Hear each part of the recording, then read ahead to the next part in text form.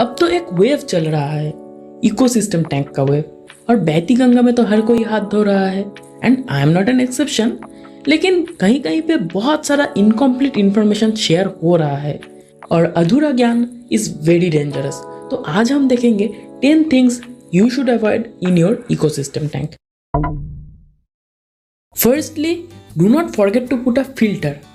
हाँ, filterless ecosystem tank बनाया जा सकता है, लेकिन इसका मतलब तो ये नहीं है कि बनाना ही पड़ेगा।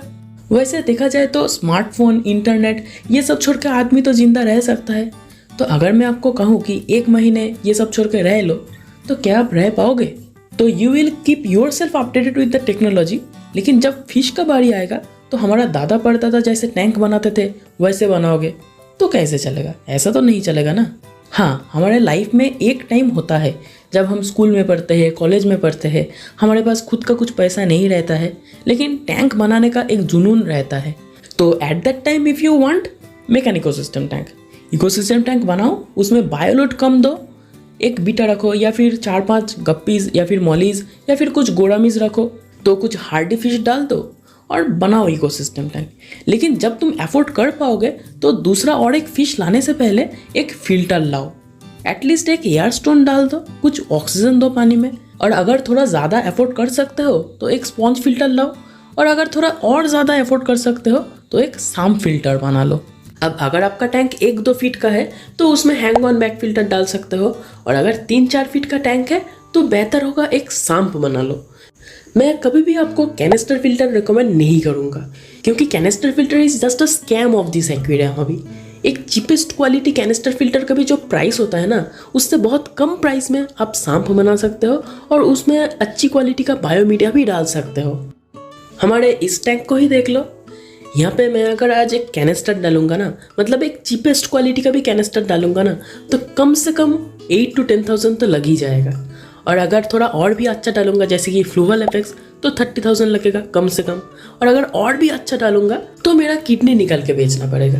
और वहीं पे इस सांप को मैं कितने में बनाया आपको पता है?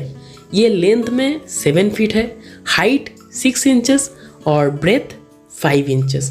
तो इसको बनाने में मुझे ग्लास लगा था 1200 रुपीज़ का, और फिर मैं एक सिलिकॉन ग्लू खरीदा और मैं खुद बना लिया था।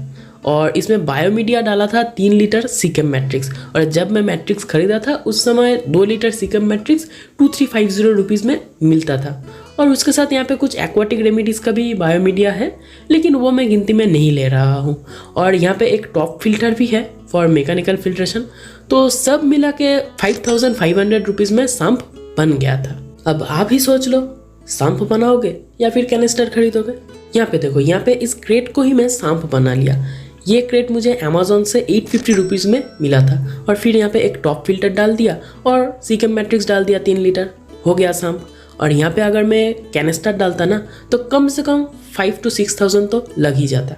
और फिर कैनिस्टर का तो आज ओरिंग खराब होगा, कल प्रोपेलर खराब होगा, उसके बाद पाइप लीक करेगा, प्रॉब्लम्स तो चलता ही रहेगा। और जो चीप क्वालिटी का कैनिस्टर होते हैं ना, उसमें तो रिपेयर का भी ऑप्शन नहीं रहता है। मतलब उसका पंप अगर खराब हो जाएगा तो बस हो गया, कैनिस्टर को डस्टबिन बनाने का समय आ गया। और हमारे यहाँ पे अगर पंप खराब होगा तो बस 500 रुपीज़ में नया पंप आ जाएगा। अब अगर ज़्यादा प्राइस से अच्छी चीज़ मिलता तो फिर भी मैं मान लेता, लेकिन हम सांप में जितना बायोमीडिया डाल पाएंगे ना, उसका 50% भी कैनिस्टर में नहीं डाल पाएंगे, तो क्यों खरीदेंगे कैनिस्टर? अब second point, do not forget to put a deep sand bed. देखो, deep sand bed is the heart of ecosystem tank. अगर डीप सैंड बेड नहीं रहेगा तो डिनाइट्रीफाइंग बैक्टीरिया ग्रो नहीं करेगा, और अगर डिनाइट्रीफाइंग बैक्टीरिया नहीं रहेगा तो नाइट्रोजन साइकिल कंप्लीट नहीं होगा, और अगर नाइट्रोजन साइकिल कंप्लीट नहीं होगा तो टैंक कभी भी बैलेंस नहीं होगा। तो deep sand bed is the heart of ecosystem tank. और अगर डीप सैंड बेड नहीं भी डाल पाओगे तो एटलीस्ट कुछ स्पेशल मीडिया डाल देना। अब स्पेशल मीडिया क्या है, वो कैसे काम करता है, डीप सैंड बेड कैसे काम करता है, वो अगर डिटेल्स में जानना है तो इस वीडियो को देख सकते हो। अब third point, do not forget initial water changes. देखो, इकोसिस्टम टैंक को तो हम नो मेंटेनेंस एक टैंक बनाएंगे, लेकिन उसके लिए तो पहले हमारा टैंक मैच्योर होना पड़ेगा, और डे 1 से तो हमारा टैंक मैच्योर नहीं रहता है ना। तो इसीलिए इनिशियली जब तक हमारा टैंक मैच्योर नहीं होता है तब तक थोड़ा मेंटेनेंस तो करना पड़ेगा। हाँ, अगर आपके टैंक में अब बायोलोड बहुत कम रहेगा तो वहाँ पे इनिशियल मेंटेनेंस आप नहीं कर सकते हो। लेकिन अगर आपके टैंक में डिस्कस, एंजल या फिर मॉन्स्टर फिश या फिर कोई भी बड़ा मछली रहेगा जो ज़्यादा वेस्ट प्रोड्यूस करता है, वहाँ पे तो आपको इनिशियल वाटर चेंजेस करना पड़ेगा। अब आते हैं फोर्थ पॉइंट। ये थोड़ा इंपॉर्टेंट पॉइंट है, ध्यान से सुनो। Do not add detritus from any natural water body. कुछ यूट्यूबर आपको सजेस्ट करेगा कि कोई भी नेचुरल वाटर बॉडी से डेट्राइटस ला के टैंक में डाल दो, टैंक जल्दी जल्दी मैच्योर हो जाएगा। लेकिन वो हम नहीं करेंगे। क्यों नहीं करेंगे? जब हम डेट्राइटस कोई भी नेचुरल वाटर बॉडी से ला के टैंक में डाल देंगे ना, तो उस डेट्राइटस के साथ बहुत सारा पैरासाइट भी आ सकता है। अब पैरासाइट तो फिश को मार ही सकता है, लेकिन फिश मेरा कॉन्सर्न नहीं है। कुछ पैरासाइट ऐसा भी आ सकता है जो हमें इन्फेक्ट कर सकता है, हमारे फैमिली को अफेक्ट कर सकता है। तो हम क्यों लेंगे रिस्क? हाँ, मानता हूँ 90% केस में पैरासाइट नहीं आएगा, मान लेता हूँ। लेकिन 10% रिस्क तो रहता है पैरासाइट आ जाएगा। तो क्यों लेंगे हम रिस्क?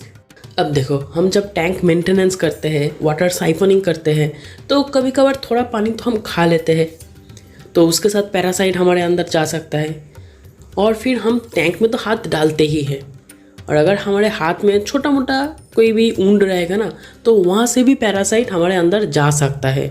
जैसे कि सिस्टोसोमा, वो अगर हाथ में कोई भी ओपन ऊंड रहेगा, वहाँ से ही आपके अंदर चला जाएगा और बहुत सारा डिजीज़ करेगा। इवन कैंसर तक कर सकता है। सिस्टोसोमा, क्लोनोर्किस साइनेंसिस, पैरागोनिमस वेस्टरमनी, ये सब कैंसर भी कर सकता है। और ये सब पैरासाइट हमारे यहाँ पे मिलता है, मतलब प्रीवेलेंट है, इन्फेक्ट करता है लोगों को। So don't take that risk. नहीं तो टैंक जल्दी जल्दी मैच्योर करने के चक्कर में खुद का लाइफ साइकिल जल्दी जल्दी मैच्योर हो जाएगा। और अगर जल्दी जल्दी टैंक को साइकिल करना है, मैच्योर करना है, तो कोई भी फ्रेंड के टैंक से डेट्राइटस ला के टैंक में डाल दो। और अगर आपके कोई भी फ्रेंड के पास मैच्योर टैंक नहीं है, तो बस 6-7 महीने वेट कर लो, आपका टैंक मैच्योर हो जाएगा। Fifth point, do not put artificial plants. क्या है आर्टिफिशियल प्लांट्स में? दिखने में भी तो उतना सुंदर नहीं होता है। और हमें जितने प्राइस में आर्टिफिशियल प्लांट्स मिलता है ना, शायद 10 रुपये, 20 रुपये या फिर 50 रुपये, 100 रुपये, उस प्राइस में या फिर उससे कम प्राइस में अच्छे क्वालिटी का लो टेक प्लांट्स हमें मिल सकता है। जैसे कि ड्वार्फ सेजिटेरिया। ड्वार्फ सेजिटेरिया का एक बंच बस 80 रुपये में मिलता है गलीफ स्ट्रीट में। और अगर ड्वार्फ सेजिटेरिया एक बार टैंक में डालोगे ना, वो कभी नहीं जाएगा टैंक से, बस ग्रो ही करता रहेगा। इकाइनोडोरस का एक प्लांट 10-15 रुपये में मिलता है। और अगर बांच लोगे तो एक बांच में 15 से 20 प्लांट्स रहता है, और वो गलीफ स्ट्रीट में 50 to 80 रुपीज़ में मिल जाता है। लिली बल्ब एक बल्ब 40 to 50 रुपीज़ में मिलता है। बहुत सारे वैरायटी का स्टेम प्लांट्स है, जिसका स्टेम कटिंग्स बस 5-10 रुपये में मिल जाता है। ऐसे बहुत सारे लोटेक प्लांट्स है जो बहुत कम प्राइस में मिलता है। एक्चुअली प्रॉब्लम क्या होता है ना, हम जब प्लांट्स खरीदने जाते हैं तो शॉपकीपर्स बोलता है प्लांट्स ले रहे हो तो इसके साथ सॉयल लेना पड़ेगा, कॉस्टली फर्टिलाइज़र लेना पड़ेगा, और कॉस्टली लाइट भी लेना पड़ेगा, फिर CO2 डालना पड़ेगा। लेकिन हर एक प्लांट्स के लिए यह सब ज़रूरी नहीं होता है। बहुत सारे प्लांट्स हैं जो बस सैंड में ग्रो कर जाता है, जिसके लिए फर्टिलाइज़र डालना ज़रूरी नहीं है, CO2 नहीं डालना पड़ेगा। और लाइट तो बस हम LED बल्ब लगाएंगे तो हो जाएगा। जो 5 वाट 10 वाट का जो LED बल्ब आते हैं ना, वो भी डालेंगे तो उसमें प्लांट्स अच्छे से ग्रो कर जाएगा। अब आपके टैंक के लिए कितने वाट का LED बल्ब ज़रूरी होगा, वो अगर जानना है तो इस वीडियो को देख सकते हो। वीडियो का लिंक मैं डिस्क्रिप्शन में दे दूंगा, या फिर हमारे चैनल में प्लांटेड टैंक के ऊपर पूरा प्लेलिस्ट है, वहाँ पे ढूंढोगे तो मिल जाएगा। तो टैंक में प्लीज़ कुछ लाइव प्लांट्स डालो, नहीं तो आपका टैंक कभी भी मैच्योर नहीं होगा, आप कभी भी इकोसिस्टम टैंक नहीं बना पाओगे। आज का वीडियो यहीं पे ख़त्म करते हैं, हाँ, नहीं तो वीडियो बहुत लंबा हो जाएगा। बाकी 5 पॉइंट्स हम नेक्स्ट डे देख लेंगे। अब देखो, अगर आप एकदम डिटरमाइंड हो कि नहीं मुझे फिल्टरलेस इकोसिस्टम टैंक ही बनाना है, तो ठीक है, बनाओ फिल्टरलेस इकोसिस्टम टैंक, लेकिन उसमें बायोलोड कम रखना है।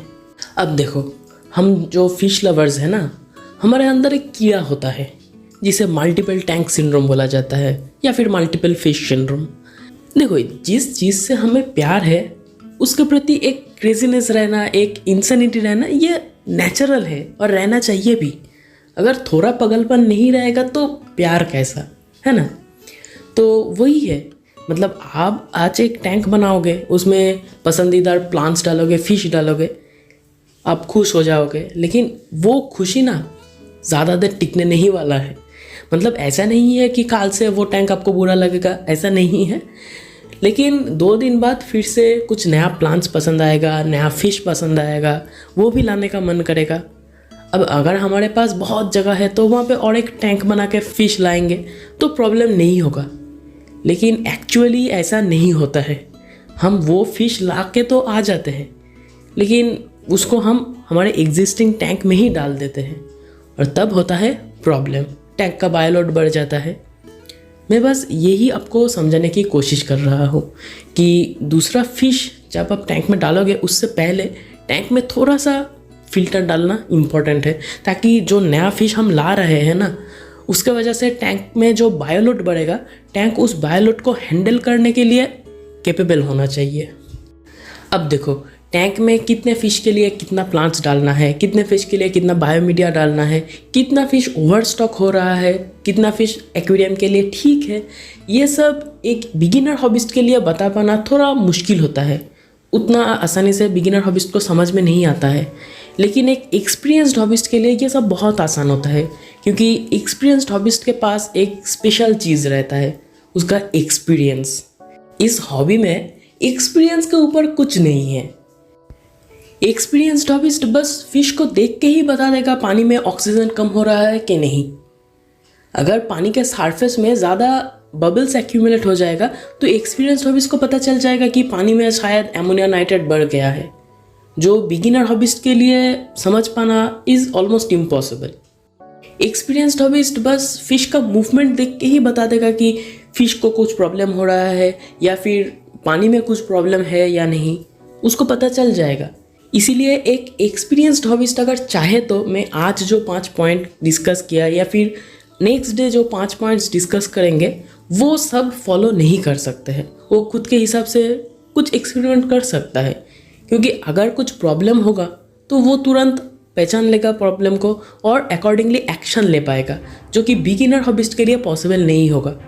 इसीलिए बिगिनर हॉबिस्ट अगर खुद के हिसाब से कुछ एक्सपेरिमेंट करना चाहेगा तो प्रॉब्लम हो जाएगा वहाँ पे।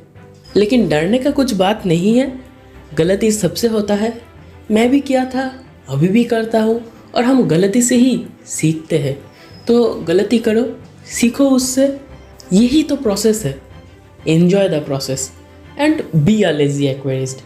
और हम एक गोल्ड फिश का इकोसिस्टम टैंक सेटअप किया था, वो अगर नहीं देखे हो तो इस वीडियो को देख सकते हो। तो मिलते हैं उस वीडियो में, तब तक के लिए stay happy, enjoy your fish keeping and be a lazy aquarist. Tata.